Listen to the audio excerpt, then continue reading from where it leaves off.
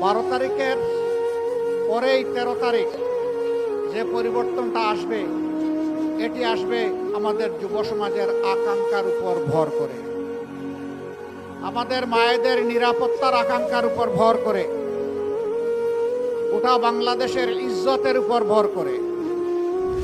আমরা আর কোনো আধিপত্যবাদকে মানব না, আমরা আর কোনো ফ্যাসিবাদ দেখতে চাই না, আমরা আর কোনো দুর্নীতিগ্রস্ত সরকার এই দেশে দেখতে চাই না।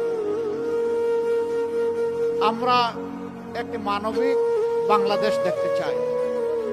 সেই বাংলাদেশের আপনাদের দোয়া এবং ভালোবাসায়, মহান আল্লাহ তাআলার ইচ্ছায় বিইজনিল্লাহ ইনশাআল্লাহ এই 11 দল আপনাদের পক্ষ হয়ে এই জাতি পরিচালনা করবে। কাজেই আপনারা যদি ডাক্তার সৈয়দ আব্দুল্লাহ মোহাম্মদ তাহেরের উপর আস্থা রাখেন, তাকে বেছে নেন আপনাদের পবিত্র মূল্যবান ভোটের মাধ্যমে, ইনশাআল্লাহ আমি আল্লাহর পর ভরসা করে বলতে পারি মন্ত্রী পরিষদে একজন সিনিয়র সদস্য এই চট্টগ্রাম পাবে ইনশাআল্লাহ। এখন সিদ্ধান্ত আপনাদের। চট্টগ্রামবাসী এই সুযোগ কাজে লাগাবেন কিনা এটা চট্টগ্রামবাসীর সিদ্ধান্ত। তবে আমি আগেই বলেছি, মূল ফয়সালা আল্লাহ রাব্বুল আলামিনের। কুলিল্লাহুম্মা মালিকাল মুলকি তুতিল মুলকা মান তাশাউ ওয়া তানজিউল মুলকা মিম্মান তাশা। এটি আল্লাহ তাআলার ফয়সালা, আমরা গভীরভাবে বিশ্বাস করি। তবে যেহেতু 15.5 বছর বিশেষভাবে বাংলাদেশের মানুষ, আলেম ওলামা, রাজনৈতিক প্রতিপক্ষ আওয়ামী লীগের যারা ছিলেন, সিভিল সোসাইটির সদস্যবৃন্দ, সাংবাদিক বন্ধুগণ, এক কথায় সারা দেশবাসী যেহেতু মজলুম ছিলেন, আর আমরাও মজলুম ছিলাম, আমরা আশা করছি এখনও যারা মজলুম তাদের পক্ষেই বাংলাদেশ থাকবে ইনশাআল্লাহ। আরেকটা কথা একেবারেই পরিষ্কার করতে চাই, আমরা দলীয় কোনো শাসন এই দেশে দেখতে চাচ্ছি না। আমরা জামাতে ইসলামীর বিজয় চাচ্ছি না, আমরা 18 কোটি মানুষের বিজয় চাচ্ছি। 18 কোটি মানুষের বিজয়ী হবে আমাদের 11 দলের সবার বিজয়। চট্টগ্রামে এই প্রতীকটি দাঁড়িপাল্লা, 300 আসনে বিভিন্ন জায়গায় বিভিন্ন প্রতীক থাকবে। এই প্রতীকের পক্ষেই জনগণকে সাথে নিয়ে 11 দল লড়ে যাবে ইনশাআল্লাহ।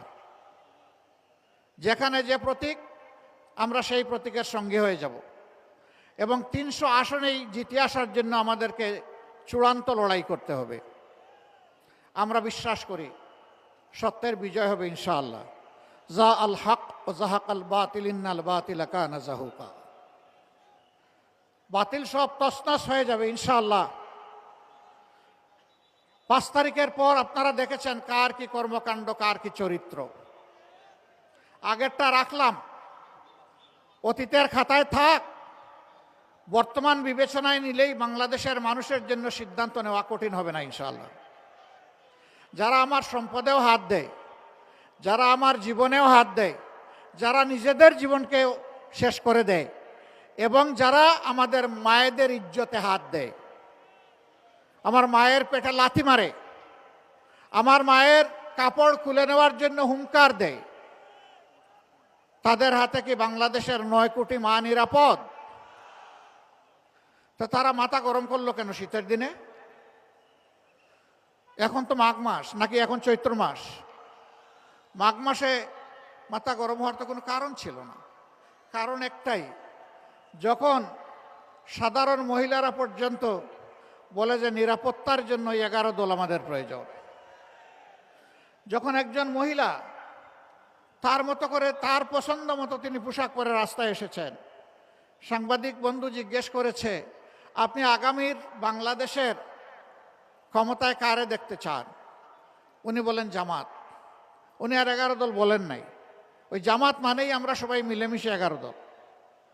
বলছে কেন জামাত? ওই মহিলাটি বলেছেন জামাত আসলেই দেশটা ঠিক হবে। কয়ে যে তাইলে তো আপনি এই পোশাক পরতে পারবেন না। মহিলা জবাব দিচ্ছেন পরবো না, অন্য পোশাক পরতে হবে। কয় তাই পরবো। আচ্ছা, জামাতের কোন জিনিসটা আপনার ভালো লাগে? কয় জামাতই আমার ভালো লাগে। এই যে মা বোনদের এই অ্যাটিচিউড, তারা তাদের আস্থার ঠিকানা হিসাবে 11 দলকে এখন দেখছে। এইটাই কাউকে কাউকে একটু পেরেশান করে তুলেছে। ভাই, আপনারও তো ঘরে মা আছেন, বোন আছেন, আপনার স্ত্রী আছেন, জায়া আছেন, একটু তাদেরকে সম্মান করুন অন্তত।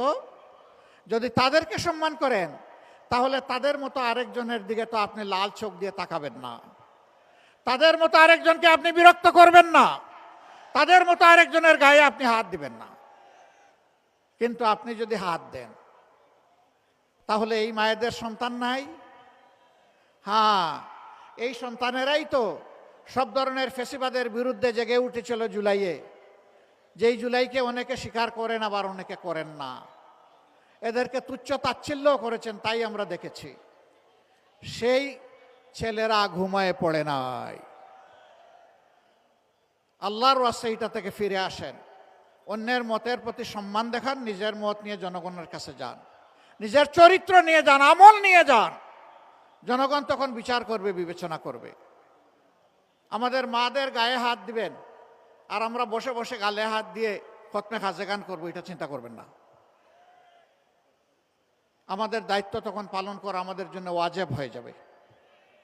বাধ্য করবেন না আমাদেরকে। ফিরে আসুন, মাকে সম্মান করুন, মায়ের জাতিকে সম্মান করুন।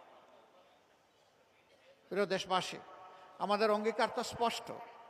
আমরা বলেছি চাঁদাবাজি সহ যত দুর্নীতি আছে আমরা এগুলার জড় কেটে দিতে চাই ইনশাআল্লাহ তাআলা লাজিম। এতে কারো ভয় পাওয়ার তো কিছু নেই। যারা চাঁদাবাজি করেন, দুর্নীতি করেন, তাদেরও ভয় পাওয়ার কিছু নেই। আমরা তো এমন একটা সমাজ গড়তে চাচ্ছি যেখানে প্রত্যেকটা নাগরিক তার জীবন, সম্পদ এবং ইজ্জতের নিরাপত্তা বুক করবে ইনশাআল্লাহ। এমন হালাল রুজি দিয়ে সম্মানের সাথে সে বেঁচে থাকবে ইনশাআল্লাহ। আপনারাও বেঁচে থাকবেন এই কর্মে যারা এখন জড়িত আছেন। ছেড়ে দেন, এই অপকর্ম ছেড়ে দেন, জাতিটাকে আর কষ্ট দিয়েন না। এক সময় আপনারাও মজলুম ছিলেন, কেন এখন জালিম হতে গেলেন? মজলুম কিভাবে জালিম হয়? আমরা আশা করব সংশোধন হবে। যদি না হয়, আল্লাহ যদি আমাদেরকে সেই সরকারটা গঠন করার তৌফিক দেন, আমরা সতর্ক করব, সংশোধনের সুযোগ দেব। যারা সংশোধন হয়ে, সতর্ক হয়ে সুস্থ জীবনে ফিরে আসবেন তাদেরকে আমরা বুকে জড়িয়ে আলিঙ্গন করব। যারা আসবেন না তাদের বিশুদ্ধে আমাদের কোনো মায়া দয়া থাকবে না। আমরা চরম নির্দয় হয়ে সেখানে অবস্থান নেব। 18 কোটি মানুষকে সম্মান করার জন্য নেব। সরকারি চাকরিতে, বিভিন্ন বাহিনীতে, বিভিন্ন অফিসে, আদালতে, মিল, ফ্যাক্টরি, সেক্টর, ইন্ডাস্ট্রিতে যারা আছেন, আমরা জানি অনেকের বেতন দিয়ে সম্মানজনকভাবে চলা কঠিন। এই সরকার হবে একটা জনকল্যাণমূলক সরকার। এই সরকার প্রত্যেকটি রাষ্ট্রের প্রত্যেকটি লোককে, প্রত্যেক নাগরিককে, প্রতি কর্মকর্তা কর্মচারীকে সম্মানের সাথে বাঁচার জন্য যাই দরকার তাই করবে ইনশাআল্লাহ। তারাও যাতে আনন্দের সাথে, স্বস্তির সাথে তাদের দায়িত্ব পালন করতে পারে।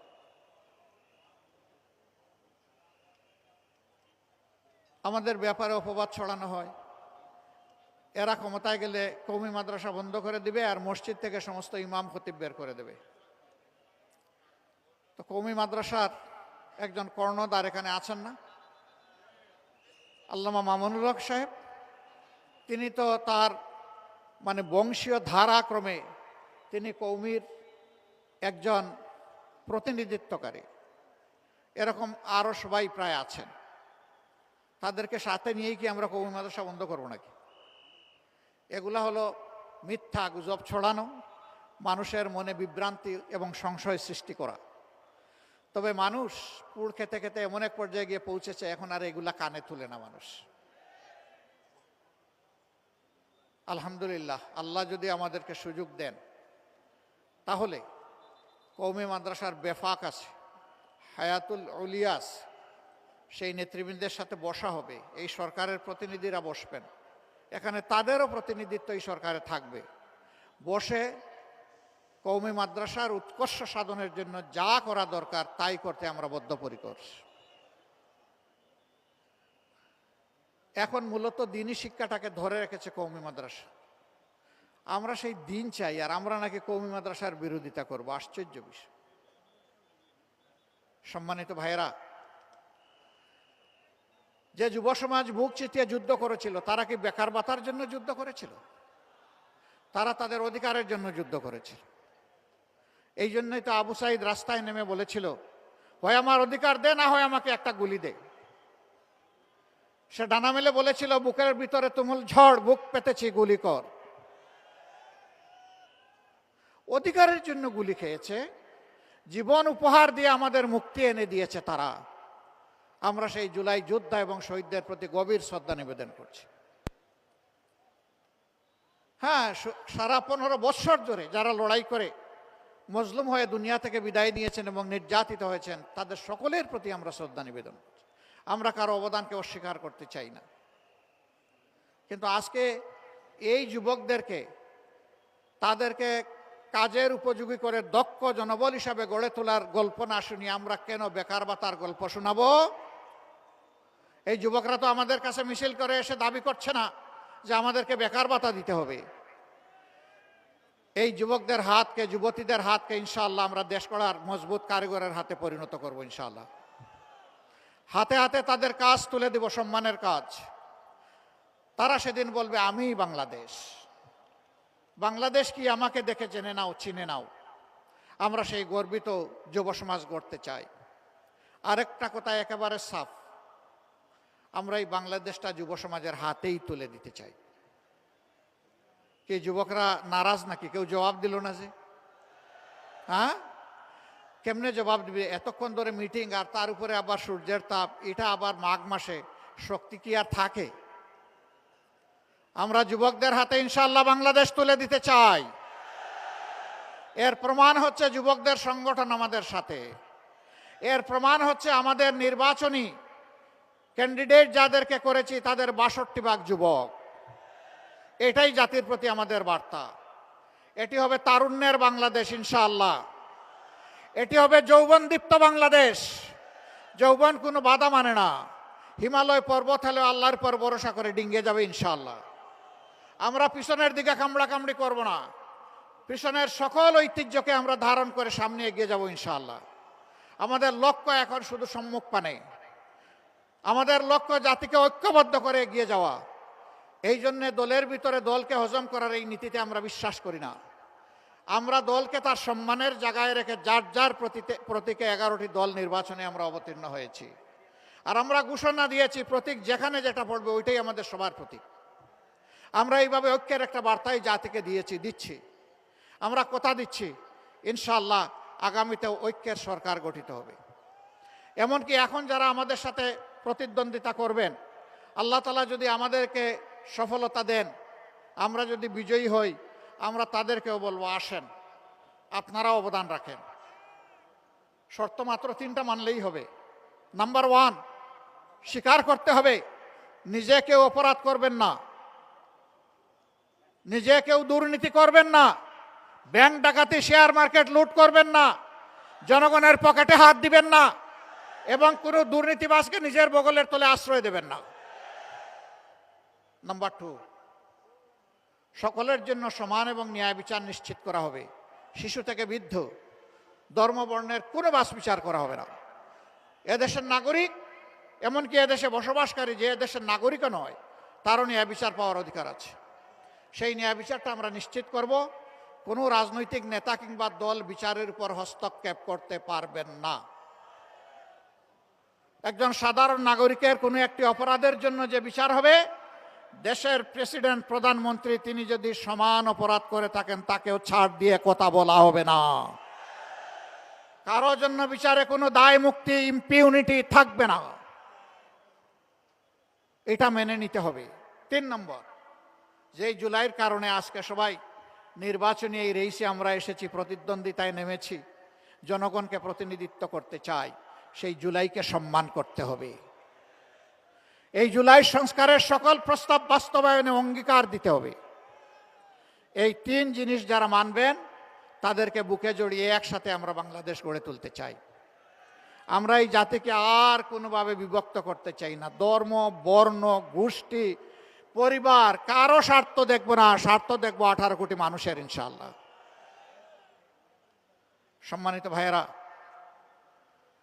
এই দেশে শুধু মুসলমানরা আমরা বসবাস করি না, আরও 3টি ধর্মের মানুষ বসবাস করে।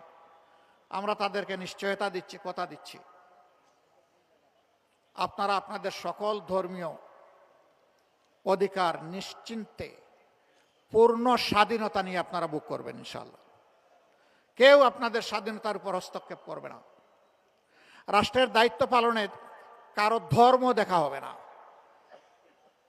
সেই ক্ষেত্রে দেখা হবে বিভিন্ন কর্মকর্তা কর্মচারী যারা হবেন বিভিন্ন জায়গায়, যে তিনি এই কাজের যোগ্য কিনা এবং তার মধ্যে দেশপ্রেম আছে কিনা। এই 2 শর্ত পূরণ হলেই উপযুক্ত কাজটি যে কোনো ব্যক্তির নাগরিকের কাছে চলে যাবে। শিক্ষা ব্যবস্থার আমরা আমূল পরিবর্তন করতে চাই। এই শিক্ষা দিয়ে কিছু করা যাবে না। Better education, better nation. Education যদি ভালো না হয়, ভালো একটা জাতি আমরা গড়তে পারবো না। আমাদের এই এডুকেশন না দুনিয়া না আখেরাত কিছুই আমাদেরকে কভার করে দেয় না। এখানে বড় পরিবর্তন লাগবে ইনশাআল্লাহ। আজকে আর আমি কথা বাড়াচ্ছি না। আমি এখন ডক্টর সৈয়দ আব্দুল্লাহ মোহাম্মদ তাহেরকে আপনাদের হাতে আমি আমানত রেখে যেতে চাই। আলহামদুলিল্লাহ, আমরা 11 দলের পক্ষ থেকে সিম্বলিক আমাদের ভাই ডক্টর সৈয়দ আব্দুল্লাহ মোহাম্মদ তাহেরের হাতে আমরা ইনসাফের প্রতীক দাড়িপাল্লা তুলে দিচ্ছি। আপনি শক্ত করে ধরেন, জাতির হাল আমাদেরকে ধরতে হবে ইনশাআল্লাহ। ভাই কি প্রতীক? কোন সে প্রতীক? আরো জোরে, ঘরে ঘরে এখন থেকে 12 তারিখ সারাদিন সকাল সন্ধ্যা ইনশাআল্লাহ বিজয় হবে। মাশাআল্লাহ তাআলা আযীম। বিজয় ঘরে নিয়েই আপনারা ফিরবেন ইনশাআল্লাহ। জাতির এই গুরু দায়িত্ব সেদিন যদি আল্লাহ অর্পণ করেন, সেজদায় পড়ে আল্লাহর দরবারে শুকরিয়া আদায় করবেন এবং তৌফিক কামনা করবেন। 14 গ্রামবাসী আপনাদেরকে মোবারকবাদ। আমরা আপনাদের সাথে আছি। এখন বলবেন যদি আপনারা বিজয়ী হয়ে সরকার গঠন না করেন আমাদেরকে ছেড়ে দিবেন কিনা? না, চরম প্রতিকূল অবস্থায় বাংলাদেশ ছাড়ি নাই। মাটি কামড়ে পড়েছিলাম, আপনাদেরকে বুকে ধারণ করে পড়েছিলাম। পরিস্থিতি যাই হোক আল্লাহ তাআলা রেখেছিলেন, এখনো আল্লাহ রেখেছেন, ভবিষ্যতে ইনশাআল্লাহ আল্লাহ রাখবেন। এই দেশ ছেড়ে আমরা কোথাও যাব না। সৈয়দ আব্দুল্লাহ মোহাম্মদ তাহের যেমন ছিলেন তেমন থাকবেন। আপনাদের মানুষকে আপনাদের হাতে তুলে দিলাম, আপনারা কি তাকে গ্রহণ করলেন? হৃদয়ের উষ্ণতা দিয়ে, কলিজার ভালোবাসা দিয়ে আপনারা কি গ্রহণ করলেন? মোবারকবাদ। আসসালামু আলাইকুম ওয়া রাহমাতুল্লাহ।